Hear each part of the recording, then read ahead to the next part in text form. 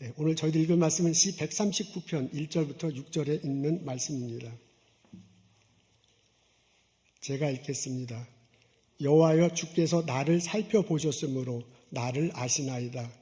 주께서 내가 앉고 일어섬을 아시고 멀리서도 나의 생각을 밝히 아시오며 나의 모든 길과 내가 눕는 것을 살펴보셨으므로 나의 모든 행위를 익히 아시오니 여호와여, 내 혀의 말을 알지 못하는 것이 하나도 없으시니이다. 주께서 나의 앞뒤를 둘러싸시고 내게 안수하셨나이다. 이 지식이 내게 너무 기이하니 높아서 내가 능히 미치지 못하나이다. 아멘.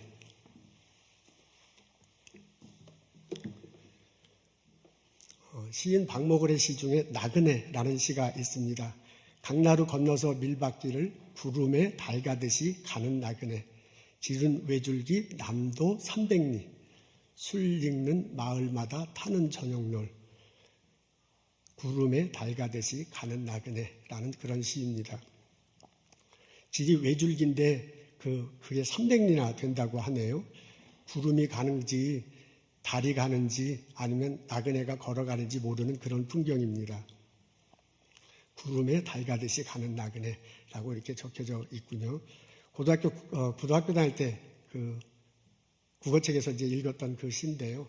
그 평론을 이렇게 해놨어요. 그때 일제시대 때잖아요. 그러니까 주권을 빼앗긴 민중들, 그 사람들의 아픈 마음을 잘 표현했다라고 그렇게 교과서에 쓰여져 있습니다. 그래서 그런지 모르지만 이 시를 읽으면 뭔가 외롭고 뭔가 아련한 그런 느낌이 듭니다. 사람 사는 건 참 쉽지 않은 듯합니다. 시대는 다르죠. 그때는 일제시대 때였고 우리는 지금 미국에서 살고 있지만은 한국을 떠나서 미국에서 사는 것도 참 쉽지 않은 듯합니다. 그때는 그때대로, 지금 우리는 이민자로서 우리들은 또한 쉽지 않은 그런 어려운 삶을 살아가고 있습니다. 여러분 어떻습니까? 여러분 생각에 지금 우리가 보선에서 이민 1세대로 살아가는데 나 혼자 인생을 살아가고 있는 듯합니까? 내 주변에 식구들이 있고 동료들이 있고 같은 교우가 있는데 여전히 나는 나 홀로 내 인생길을 걸어가고 있다라는 그런 생각을 갖습니까? 오늘 저희들은 시 139편의 말씀을 읽습니다. 이 시편이 24절로 되어 있어요. 그 24절로 된 것을 6절씩, 6절을 한 묶음으로 해갖고 한 묶음 단위죠. 문단이죠. 그렇게 해서 4개 문단으로 나누어 봅니다. 그러면 나누어서 읽으면 우리들에게 큰 은혜가 됩니다. 이 시를 읽고 곰곰이 생각해 보면요, 이 시편 글 속에서 어떤 한 분이 이렇게 불쑥 뛰어나와서 우리 앞에 서는 듯해요. 그분은 어르신입니다. 청소년 시절에 철 모르는 그런 청소년이 아니고요. 그리고 막 방황하고 덤비고 하는 그런 청년이 아닙니다. 인생의 무거운 짐을 그냥 막 지고서 지금 막 걸어가고 있는 장년이 아니고요. 그 시절을 이미 지났어요. 그리고 마치 언덕으로 따지면 언덕에 다 올라와서 이제 내가 온 길이 어떤 길인가 하고 뒤돌아볼 수 있는 그런 여유가 있는 어르신, 그런 어르신을 여기서 볼 수가 있습니다. 그래서 이 본문을 곰곰이 묵상하면 그 어르신이 내가 어떻게 살아왔는지, 내가 어떤 인생길 걸어왔는지 우리에게 조근조근 얘기해줘요. 그래서 그 얘기를 들으면서 우리 삶을 뒤돌아보는 시간을 가졌으면 좋겠습니다. 제일 먼저 이분이 1절에 이렇게 말합니다. 앞에 있는데 다 같이 한번 다 같이 읽겠습니다. 시작. 여호와여, 주께서 나를 감찰하시고 아셨나이다 그랬습니다. 여호와 하나님이 나를 아신다라고 그렇게 고백하고 있네요. 지금 하나님이 나를 아세요. 근데 그 아는 정도가 어느 정도면 내가 드러누워 있어도, 내가 앉아도, 내가 일어서도, 그리고 내가 바깥에 나가서 일해도 하나님께서 다 알고 계신다고 합니다. 그 정도가 아니에요. 내가 무슨 생각을 하는지, 무슨 행동을 하는지도 알아요. 그리고 내가 어떤 길을 갈지도 알고 있습니다. 그래서 하나님이 나에 대해서 자세히 알고 있다는 것에 이제 막 너무나 놀라워. 그래서 막 놀랍도다, 경이롭도다 이렇게 얘기해요. 그러면서 하나님이 나에 대해서 알고 있는 것, 그 경지는 너무나 높아서 나는 도저히 다도할 수가 없다. 내가 도달할 수 있는 경지 저 너머에 계시다라고 그렇게 고백합니다. 근데 이 139편을 다 이렇게 곰곰이 읽고 생각해 보면 처음부터 이 어르신이 하나님이 나에 대해서 다 안다고 그렇게 아는 것 같지는 않았습니다. 아마도 처음에는 잘 몰랐던 합니다. 이게 1절에 주께서 나를 감찰하시고 라고 이렇게 한국말로 되어 있는데요. 영어로 보면 search라는 단어가 나와요. 그러면서 have searched. 그래서 현재 분사로 나왔어요. 그래서 지금 하나님께서 나를 search하는데 그 정도가 아니라 과거부터 계속해서 하나님이 나를 이렇게 찾고 계신다라는 그런 뉘앙스를 풀려요. 그러니까 나는 잘 몰랐지만 옛날부터 하나님께서 나를 계속 찾고 계시고 나를 알고 계셔. 그래서 그 하나님이 지금 나에 대해서 잘 알고 있다라는 그런 느낌을 갖고 있습니다. 그래서 이 시를 이렇게 곰곰이 읽어보면 이 시를 지은 어르신의 생각을 곰곰이 생각해보면 이래. 지금 이분은요, 하나님이 나를 잘 알고 있다는 것을 내가 알고 있어. 근데 예전에는 안 그랬어. 예전에는 하나님이 나를 찾고 계시고 나를 알고자 원하시고 나와 함께 하기를 원하신다는 걸 몰랐어요. 예전엔 몰랐는데 지금은 알게 된 그런 상황입니다. 그래서 제가 이걸 좀 이렇게 표현해 봤어요. 처음에는 하나님이 나를 찾고 계시고 search, 나를 알기 원하시고 나를 인도하시기 원한다는 걸 몰랐어, 전혀. 무지의 단계가 있었습니다. 근데 세월이 지나고 난 다음에 지금은 알아. 하나님이 내가 드러누워 있는 것도 서 있는 것도 일어서는 것도 모든 것들을 다 알아. 그래서 하나님이 나에 대해서 다 알고 있다는 것을 내가 아는 이런 단계가 됐습니다. 그래서 제가 이거를요, 무지의 단계에서 인식의 단계로 이렇게 표현을 해 보았습니다. 한때 이분이 하나님이 나에 대해서 다 알고 있다는 것을 알고서요, 어떻게 하면 그 하나님으로부터 좀 벗어날까 애를 쓴 적이 있습니다. 도망가고자 애를 썼나 봐요. 그게 7절부터 14절에 나옵니다. 도망가려고 하늘 높이 막 올라간 적도 있어. 그렇게 하면 땅 깊숙한 곳에 들어간 적도 있습니다. 심지어는요, 새벽을 치면서 바다 끝까지 도망간 적도 있습니다. 그래서 9절, 10절에 이렇게 표현되어 있어요. 내가 새벽 날개를 치며 바다 끝에 가서 거할지라도. 그래서 바다가 끝이 있다고 알고 있고요. 그 끝까지 도망간 거야. 근데 어떻게 도망가냐면 새벽에 날개치며 도망갔대요. 여러분, 어부들이 고기를 잡으려면 새벽에 일찍 일어나서 통통 배를 몰고 통통통통 하면서 바다 끝으로, 육지에서 볼 때 바다 끝으로 가잖아요. 그 정도가 아니야. 통통통 배를 타는 게 아니라 새가 날개치며 올라가듯이 막 쫙 자기가 도망가서, 그래서 바다 끝에 나가서 여기 하나님 안 계시겠지, 하나님이 나를 모르겠지 했는데 보니까 하나님이 거기에 거한대. 그 정도가 아니고요. 거기서도 주의 손이 나를 인도하시며 주의 오른손이 나를 붙드시더라. 거기에 보면 하나님이 없겠지 하고 도망갔는데 가보니까 거기에 하나님이 계셔요. 계시는 정도가 아니라 나를 막 붙잡고 계셔요. 그 정도가 아니고요. 내가 도망친다고 생각했는데 도망치는 그 여정을 함께 하시면서 나를 인도하셨다라고 이렇게 고백하고 있습니다. 아이고, 그러면 하나님이 어디든지 계시면 어떡할까 하다가요, 어둠 속에 가봐. 이제 읽어보면 막 나와요. 어둠 속에 가면 하나님이 안 계시겠지 하고 어둠 속으로 갔는데 이런 웬걸 빛 대신 하나님이 빛으로 찾아오셔서, 그래서 나는 어둠에 숨었다고 생각했는데 빛이 오시니까 빛인 어둠은 없어지고 다 빛나게 된 거예요. 그래서 어둠 속에 도망가기는커녕 언제나 하나님 앞에서 있게 되는 이런 상황이 됐습니다. 그러면서 도저히 도망갈 수가 없구나. 나는 하나님과 더불어 살 수밖에 없구나. 이렇게 고백하게 됩니다. 그래서 저는 이거를 방황의 단계다. 하늘로 이쪽으로 도망가는 삶을 살아보기도 합니다.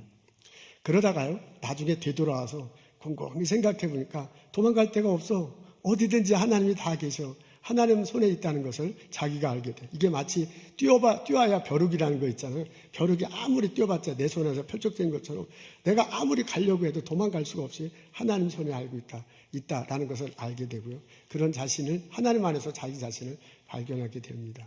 그러면서 느낀 게 뭐냐면, 그 정도가 아니야. 하나님이 오늘의 나를 알고 있고요. 예전에 나를 알고 있는 정도가 아니라 오늘 이전에, 예전 이전에 내가 태어나기 전부터 나를 알고 계셨구나 라는 것을 깨닫게 됩니다. 그러면서 13절과 14절에 이렇게 표현해요. 주께서 내 장부를 지으시며 나의 모태에서 나를 조직하셨나이다. 그래요. 나의 모태에서 나를 조직했대. 내가 엄마 뱃속에 있을 때 그때 내가 자라도록 하나님께서 그렇게 만들었대요. 장부, 이 안에 이런 거, 몸 안에 있는 거 있지요. 그 정도가 아니야. 내 형질이 이루기 전에 형질이 이룬다는 것은 정자와 난자와 만나서 사람이 아기가 만들어지는 거잖아요. 그것이 생기기도 전에 주의 눈이 보셨으며 나를 위하여 정한 날이 하나도 되기 전에 주의 책에 다 기록되었나이다. 그랬습니다. 그러니까 엄마 뱃속에 있을 때부터 하나님이 나를 안 정도가 아니라 거기서 난자와 정자가 만나기 전부터 하나님이 알고 계셨어요. 그리고 하나님이 나에 대한 계획감을 가지고 인도하시고 있다는 것을 나중에 알게 됐다라고 그렇게 고백하고 있습니다. 이것을 처음부터 안 게 아니에요. 처음부터 이렇게 깨달은 게 아니라 어떻게 하면 도망갈까 해보고 이렇게도 해보고 이런 생각도 해보고 저런 생각도 하고 이렇게 도망가고 저렇게 도망가다 보니까 아이고 하나님 손아귀에서 도망갈 수가 없구나 라고 알게 된 거고요. 그 깨달음과 동시에 온 게 뭐냐면 그 정도가 아니야. 내가 태어나기 전부터 하나님 알고 계셨다라고 지금 고백하고 있습니다. 여러분 느껴지세요? 이분이요 점점점 하나님과의 관계가 또렷해져요. 그리고 하나님과의 관계가 깊어지고 있습니다. 그래서 저는 이것을 숙성의 관계다. 이분이 신앙이 점점점 하나님과 깊어진다라고 이렇게 숙성의 단계라고 이렇게 표시를 해놨습니다. 이제 우리는 시 139편 뒷편에 뒤에 마지막 7절을 읽게 됐습니다. 거기에 보면 이렇게 얘기하여 하나님이 나에 대해서 모든 것을 알고 있구나. 내가 어디 가든 여기 가든 저기 가든 도망가든 하나님은 그곳에 계속 있구나. 그 정도가 아니라 하나님이 내가 태어나기 전부터 나를 알고 계시고 나에 대해 계획하시고 인도하시겠구나. 이렇게 고백하게 되니까요. 더 이상 할 수가 없어요. 더 이상 도망갈 수가 없어요. 어떻게 모르는 척 할 수가 없어요. 그리고 안 하려고 할 수도 없어. 이건 전적으로 하나님이 나를 알고 계시고 내 주변에 있고 나를 찾고 계시니 그 하나님께 내가 의지하는 수밖에 없겠다라고 그렇게 고백합니다. 우리 앞에 있어요. 다 함께 읽겠습니다. 시작. 하나님이여 나를 살피사 내 마음을 아시며 나를 시험하사 내 뜻을 아옵소서. 내게 무슨 악한 행위가 있나 보시고 나의 영원한 길을 인도하소서. 나의 길을 인도하소서. 나의 길을 영원히 인도하소서라고 그렇게 고백하고 있습니다. 그러기 전에 뭐라면 내 마음을 하나님 아시고 내 뜻 하나님이 아십니다. 내가 어떻게 가려고 하나님 다 아시니 나를 이렇게 알고 계시고 살피신 하나님 나를 영원히 인도하옵소서라고 그렇게 고백을 해요. 근데 그 고백하기 전에 악인들과의 그 장면들이 좀 나와. 악인들이 하나님을 자꾸 대적해. 그리고 악인들이 나에 대해서도 네가 뭐 그럴 필요가 있느냐, 하나님을 꼭 그렇게 믿고 따를 필요가 없느냐 식으로 나를 자꾸 공격해요. 그래서 나는 그 악인과 다릅니다. 악인하고 난 떨어져 있으려고 합니다. 그러면서 그런 내 마음을 하나님 아시고 내 뜻을 아시고 나를 인도하옵소서라고 그렇게 고백하고 있습니다. 여러분 느껴지십니까? 이 시편 139를 읽어보면요, 한 어르신이 이렇게 등장을 하셔요. 그래서 그분이 자기가 살아온 삶을 줄줄이 이야기를 해. 나 예전에 하나님 있는지 몰랐다. 근데 나중에 알고 보니까 하나님이 정말 계시더라. 그리고 그 하나님이 나에 대해서 모든 것을 알고 계시더라. 근데 그게 너무 부담스러워서 하나님한테 도망가고 싶었어요. 바다 끝까지 가고 하늘 위로 가고 땅 밑에 가고 바다 끝까지 도망갔어. 어둠 속에 갔는데 도저히 도망갈 수가 없다라는 것을 알았다라고 그렇게 나한테 얘기해 주는 거예요. 그러면서 그런 것들을 경험하고 난 다음에 느낀 게 뭐냐면, 아이고 이게 하나님이 지금의 내 모습만 아는 게 아니라 태어날 때부터 그 전부터 나를 알고 계셨구나. 그 하나님의 계획하심과 인도하심 때문에 오늘 내가 있는 거다라는 것을 그렇게 말하고요. 그렇게 안 이상, 그런 것을 경험한 이상 어떻게 할 수 없으니 전적으로 하나님을 의지하게 됐다. 하나님을 신뢰하게 됐다. 하나님을 의지하게 됐다라고 그렇게 고백하고 있습니다. 그러면서 내가 하나님을 의지하고요. 하나님을 신뢰하고요. 그분과 의탁하면서 살아가는 이 삶을 이 길을 하나님이 함께 하시고 복을 주실 거다라고 우리들에게 고백하고 있습니다. 이것을 읽고서요, 제가 이런 생각을 해봤습니다. 이것은 마치 새끼가 어미한테 전적으로 의지하며 그 어미와 함께 더불어 살아가는 그런 이미지들이 떠올랐습니다. 제가 언젠가 그 아프리카에 있는 동물의 세계를 보다 보니까 그 사자들의 생활을 그 다큐멘터리를 읽은 적이 있어요. 사자들이 이 무리를 이루어서 살아가네요. 숫사자가 대체로 한 마리, 두 마리인 경우도 있지만 한 마리고 암사자가 많이 있고, 그리고 이제 새끼들하고 같이 이렇게 살아갑니다. 근데 그 어른 성체 사자는 무서운데 새끼 사자들은 참 귀엽네요. 그래서 그 새끼 사자들이 태어나는 것, 그리고 어미 사자가 이렇게 돌보는 것, 이런 장면들이 다큐멘터리로 봤어요. 근데 그 새끼 사자들이 상당히 그 성체가 되기 전에 많이 죽더라고요. 10마리 중에 한두 마리가 성체가 되고 나머지는 대부분 죽어요. 근데 이제 그게 병들어서 죽기도 하는데 외부에서 온 숫사자에 의해서 죽을 경우가 참 많습니다. 사자들은 자기 지역이 있더라고요. 그 지역에서 그 무리를 이루어서 살아요. 프라이드. 한 가족이 이 널따란 지역을 차지하고서 이렇게 살아가는데 다른 지역에 있는 숫사자들이 혹은 다른 지역에서 태어난 숫사자들이 이걸 차지하기 위해서 공격해 오는 거예요. 공격해 올 때 이 무리들, 프라이드의 숫사자하고 싸워서 숫사자를 이기면 그 다음에 하는 일이 새끼 사자를 물어서 죽이는 거야. 그거 되게 잔인한데 왜 그렇게 물어 죽이는지 몰라요. 이렇게 물어 죽이는데 되게 목 위를 꽉 물어갖고 죽여. 그러면 이 새끼 사자들이 안 죽으려고 목 꽉 잡을 때 막 파둥치고 막 그런 장면 좀 잔인하죠. 그런 장면을 본 적이 있습니다. 근데 그럴 때 어미 사자들이 새끼 사자를 보호하려고 막 애를 쓰는데 그 어미 사자들이 어떻게 보호하려면 그 새끼 사자들을 안전한 곳으로 미리 옮겨 놓는 거예요. 숫사자들이 쳐들어오고 그럴 때. 그때 안전한 곳으로 미리 옮길 때도 똑같은 방법이에요. 지금 앞에 사진을 볼 텐데 어미 사자가 새끼 사자의 목을 이렇게 꽉 잡아 이렇게 슬그머니 이렇게 잡는 거죠. 근데 놀랍게도 그때는 새끼 사자의 태도가 전혀 달라요. 지금 보면 완전히 자기 몸을 릴렉스 한다고 그럴까요? 완전히 이렇게 맡겨요. 어미 사자가 잡을 수 있도록. 그래서 그 어미 사자가 안전한 곳으로 가야 사는 거거든요. 근데 다른 지역에서 온 숫사자가 막 죽이려 할 때는 저렇게 안 해요. 막 달려들고 막 그러는데 어미 사자가 물을 때는 아주 완전히 자기를 맡기고 릴렉스하고 몸을 맡기고 그래서 안전한 곳으로 피어납니다. 그러니까 어미 사자가 자기를 물을 때 완전히 자기를 맡겨야 자기가 사는 거야. 그렇지 않으면 다른 숫사자들한테 죽는 거야. 이런 모습이 연상됐어요. 오늘 내가 시편 139편을 읽어보면 이 어르신이 평생을 살아오면서 느낀 게 그런 거야. 깨달은 거.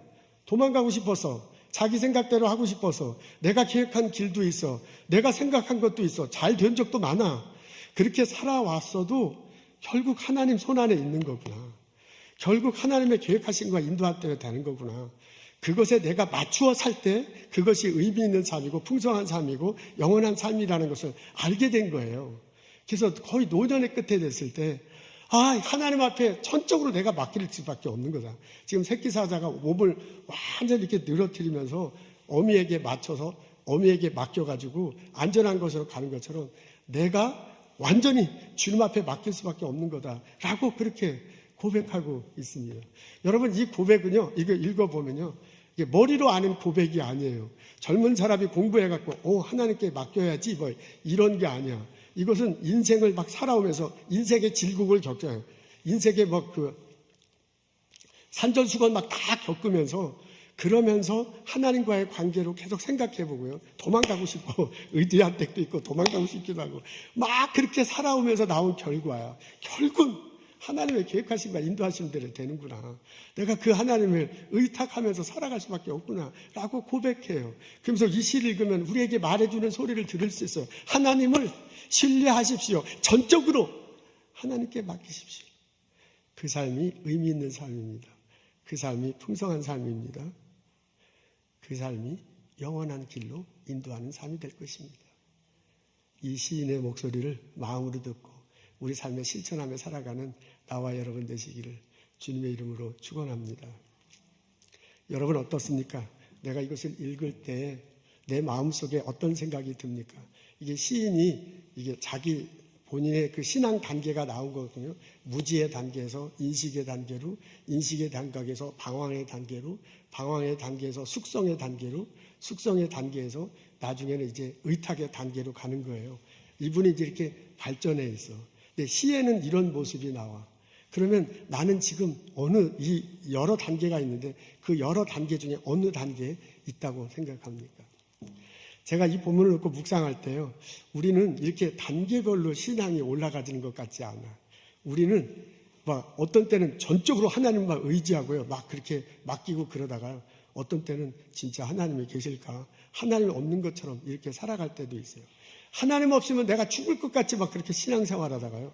어떤 때는 방황하는 그런 모습도 보여. 사실 우리들은 이렇게 한 계단 한 계단 한 계단 이렇게 올라가는 그런 신앙보다는 오르락 내리락 하고 왔다 갔다 와 그러면서 우리 신앙생활 하고 있습니다. 그래서 단계로 표현하기는 어렵고 상황으로 표현하는 게 좋을 것 같아요. 여러분은 어떤 상황입니까? 하나님과 여러분의 관계에 있어서 완전히 하나님께 의탁하는 그런 상황입니까, 지금? 아니면 방황하는 상황입니까? 아니면 숙성되는, 내가 하나님과의 관계가 막 점점점 깊어지는 그런 단계입니까? 아니면 교회는 다니지만, 오늘 막 눈길에 막 이렇게 헤치고 왔지만, 무지에 하나님이 나를 전적으로 알고 계시다라는 것들을 알지 못하는 그런 상황입니까? 하나님은 나를 사랑하십니다. 하나님은 나에 대한 계획과 하나님이 나를 이 땅에 태어나게 하시고 나에 대한 계획과 인도하심이 있습니다. 하나님은 나를 찾고 계세요. 하나님은 내 주변에 계시면서 내 마음을 두드리고 계세요. 그리고 나와 함께 더불어 인생 살아가기를 원하십니다. 그 하나님이 예수 그리스도를 이 땅에 보내셨습니다. 그리고 그 예수님, 우리로 하여금 예수님을 믿도록 이렇게 인도하셨어요. 그 예수님을 통해서 하나님이 나에 대한 뜻이 무엇인가를 알려주고 계십니다. 그 뜻을 알고 그 뜻을 붙잡고 그 뜻과 함께 살아가기를 하나님이 원하십니다. 그렇게 하나님은 우리를 사랑해 주십니다. 우리들이 해야 할 일이 있습니다. 하나님이 나를 사랑한다는 걸 알고 내가 그 하나님을 사랑하는 것입니다. 예수님 안에서 하나님의 뜻을 내가 깨닫는 것입니다. 그리고 내가 예수님 안에서 그 하나님의 뜻을 붙잡고 살아가는 거야. 그때 하나님이 나와 함께 하실 것입니다. 그때 하나님이 나를 인도하실 것입니다. 여러분 5절에 보면 이분이 뭐라고 그러냐면 하나님께서요. 5절에 보면 뭐라고 그러냐면 하나님께서 주께서 나의 앞뒤를 두루 감싸주시고 내게 주님의 손을 얹어주셨다. 주께서 나의 앞뒤를 감싸주시고 주의 손을 얹어주셨다라고 그렇게 고백하고 있어요. 그러니까 나 혼자 이분이 지나고 보니까 나 혼자 살아가는 것이 아니야. 하나님이 내 앞에서 앞에서 끌어주고 뒤에서 붙여주고요. 손으로 이렇게 해주고 있대요. 하나님은 나를 그렇게 해주시기를 원하십니다. 그러면서 내가 그것을 전적으로 의지하며 살아가고 내가 하나님을 신뢰하고 그분을 전적으로 의지하며 살아가기를 원하십니다. 그때 하나님이 우리들의 삶을 의미 있게 하실 것입니다. 우리들의 삶을 풍성하게 할 것입니다. 우리들의 삶을 영원한 삶으로 인도하실 것입니다.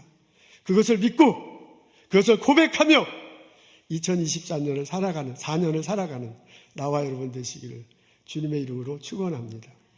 아멘. Talk Like TED라는 책이 있습니다. TED 컨퍼런스라는 게 있잖아요. 그 TED 컨퍼런스에서 연설한 사람, 스피치 한 사람 중에서 잘한 사람들이 있어요. 뭐 거기에 잘한 사람들만 뽑지만은 그 중에서 이제 더 잘한 사람들이 있는데 그 스피치를 잘하는 사람들을 이렇게 모아놓고요. 이 사람들은 어떻게 해서 스피치를 잘하는가를 분석해 놓은 책입니다. 그러니까 그분들의 연단에 섰을 때 그 말하는 내용이라든지 태도 이런 것들을 분석하면서 연기에 요약 정돈에 놓은 책입니다. 그 중에 에이미 커디 교수에 관한 글이 나와 있어요. 하버드 경영대학원 교수랍니다. 이분이 뭐라고 얘기하면 몸이 마음에 영향을 주고 몸이 마음에 영향을 준다. 그리고 그 마음이 행동에 영향을 준다고 합니다. 그 행동은 또한 우리들의 삶의 결과에 영향을 준다고 그래요. 쉽게 얘기하면 이 몸과 마음이 연결되어 있어서 몸과 마음이 서로 영향을 준다는 겁니다.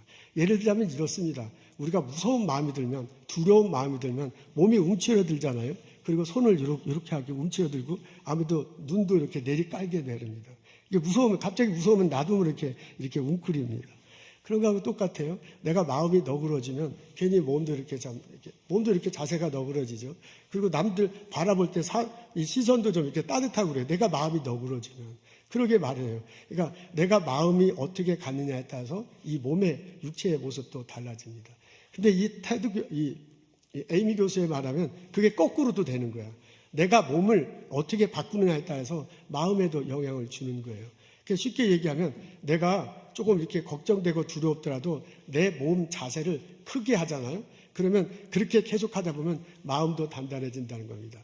그러면서 예를 드는 게 팔을 벌리는 거예요.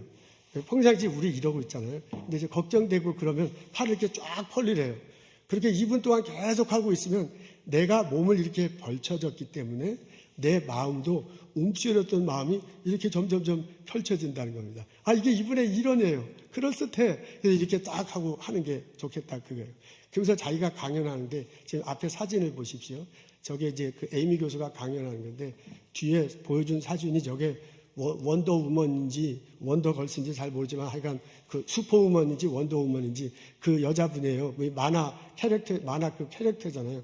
그분이 이제 원더우먼이 슈퍼우먼이 이게 딱 취하면서 등장하고 그러는가 보자 그 만화 영화에. 그런 것처럼 이게 강연을 할 때 너무 움츠러들지 말고 자기도 지금 이러고 있잖아요. 딱 이러고 강연을 하면 내가 이렇게 포즈를 취했기 때문에 내 마음도 단단해진다.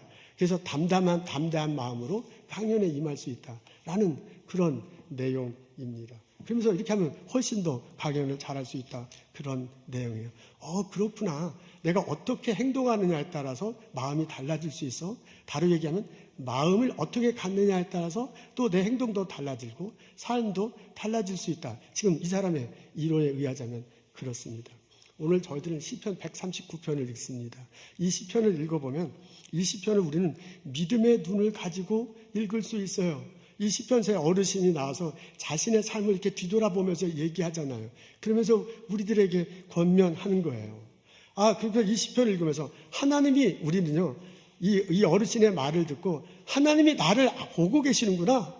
하나님이 나를 알고 계시는구나. 내가 어디 가든지 미국에 있든지 한국에 있든지 하늘에도 땅에 있든지 바다 끝에 도망가더라도 하나님이 거기 계시고 나와 함께 하시는구나. 그 정도가 아니라 내가 태어나기 전부터 하나님 나를 보시고 알고 계시고 인도하시는구나 라고 그렇게 우리들에게 알려주고 있어요. 그래서 내가 그것을 믿는다면, 내가 그것을 마음속으로 갖는다면 내가 그것을 마음속으로 믿는 거죠. 하나님이 나와 함께 하시는 거죠. 나와 함께 있다고 내가 그렇게 고백한다면 내 삶 속에서, 내 행동 속에서도 하나님이 함께 하실 때 나는 그런 놀라운 일들이 내 주변에 벌어질 줄도 믿습니다. 이 에이미 교수에 말하자면 내가 겁나서 행동을 이렇게만 하더라도, 마음을 이렇게만 해도 이 마음속에 영향을 받는다는데, 그게 우리 인간들이라는데 그 정도 하는 게 아니잖아요. 내가 이렇게 폼 잡아서 되는 게 아니고, 폼만 잡아서도 이런 일이 벌어진다는데 그런 일이 아니야. 이거는 139편의 이 시인에 의하자면 내가 믿는 거야. 하나님이 진짜 살아계시다. 그 하나님이 나를 알고 계시다. 그 하나님이 나와 함께 하시다. 내가 어디든 그 하나님이 나를 인도하신다 라고 우리에게 알려주시는 거거든요. 나 혼자 사는 게 아니에요. 하나님이 나와 함께 하십니다. 그 5절에 보면 하나님이 앞과 뒤에서 나를 이렇게 두루 살피시고요. 하나님 위에서 손을 얹으신다. 안수하신대. 5절에 그렇게 나와 있잖아요. 예수님이 내 앞에서 인도하시는 거야. 성령님이 내 뒤에서 백업하시는 거야. 그리고 하나님께서 위에서 내게 안수하시면서 능력 주시는 거예요. 상현아, 걱정하지 마라. 두려워하지 마라. 너는 혼자 사는 게 아니다. 너는 너 혼자 내 인생 펼쳐가는 게 아니라 내가 성령으로 너와 함께하고 있다 라고 우리들에게 알려주고 있어요. 내가 이것을 믿을 때, 내가 이 마음을 품고 할 때 내 삶은 하나님이 인도하는 삶이 될 것입니다. 내 삶은 하나님이 축복하는 삶이 될 것입니다. 하나님을 신뢰하십시오. 전적으로 하나님께 의탁하십시오. 하나님이 내게 주시는 그 은혜로, 하나님이 주신 내게 그 능력으로 나의 삶은 의미 있는 삶, 풍성한 삶이 될 것입니다. 영원한 길로 가는 삶이 될 것입니다. 여호와는 나의 목자시니 내가 부족함이 없으리로다. 그가 나를 푸른 초장에 누이시며 쉴만한 물가로 인도하시는도다. 내가 사망의 음침한 골짜기를 다닐지라도 해를 당할까 두려워하지 않을 것은 주께서 나와 함께 하시니라. 내가 하나 빼줬네. 내 영혼을 소생시키시고 주의 길로 인도하시는도다. 주께서 내 원수의 목전에서 상을 베풀어 주시고, 그죠? 내 머리에 기름 부으시고 내 잔이 넘치나이다. 내 인생에, 내 평생에 선하심과 인자하심이 영원하리로다. 내가 여호와의 집에 영원히 거하리로다. 2024년 새해를 맞습니다. 하나님을 신뢰하십시오. 하나님께 의탁하십시오. 하나님은 나를 보고 계십니다. 하나님은 나를 알고 계십니다. 내가 무슨 생각을 하든 어디 가든 어떤 길을 가든 전적으로 나와 함께 하시며 나를 도와주시길 원합니다.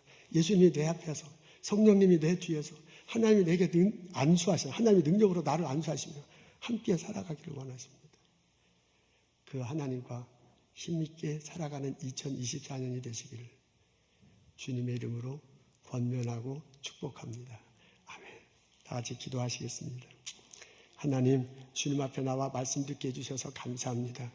2024년 새해를 맞습니다. 나 혼자 살아가는 것이 아니요, 하나님이 함께 하신다. 예수님이 내 앞에서 이끌어 주시고 성령님이 내 뒤에서 밀어주시고 하나님이 내게 안수하시며 능력을 주신다. 고백하며 살아갈 수 있도록 도와주시옵소서. 여호와는 나의 목자시니 그가 나를 푸른 초장에 인도하실 거다. 쉴만한 물가로 가게 하실 거다. 사망의 음침한 고사기를 벗어나게 할 것이다. 고백하며 경험하며 살아가게 하옵소서. 2024년 마지막 때가 됐을 때, 마지막 날이 됐을 때 올 한 해 하나님께서 복을 내리셔서 의미 있게 살았습니다. 풍성하게 살았습니다. 영원한 길로 한 발 앞서는 그런 신앙의 단계가 되었습니다. 고백할 수 있는 저희들 되게 하옵소서. 감사합니다. 예수님 이름으로 기도합니다.